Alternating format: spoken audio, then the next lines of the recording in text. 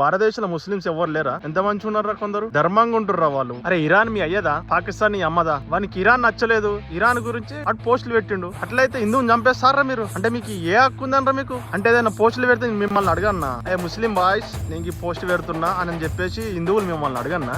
ఎందుకురా మీ గుద్దబాల్పు? ఒక్కడిని వేసుకొని 11 మంది వచ్చి కొడతారా?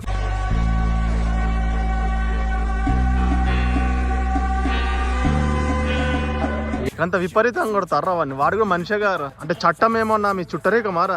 చట్టం చేతులు తీసుకొని ఇంత విపరీతంగా అని కొట్టిరు నడి రోడ్డు పైన. కొడకల్లారా, రోజులు దగ్గర పడ్డాయి, మీకు మూడుతుంది. ఇంకా ప్రతి ఒక్కరికి పట్టపగలే సుక్కలు కనబడతాయి చూడు ఇప్పటి నుంచి. ఒకడేమో గుళ్ళ పైన దాడి, ఇంకోడేమో హిందువుల గురించి మాట్లాడేందుకు వాని పైన దాడి. అరే మీకు ఎందుకురా ఇంత గుద్దబాల్పు? అరే మీకు భారతదేశంలో ఉండాలని ఉంటే ఉండండి, లేదనిపిస్తే దెంగేయండి గంతే. భారతదేశంలో ముస్లింస్ ఎవరు లేరా?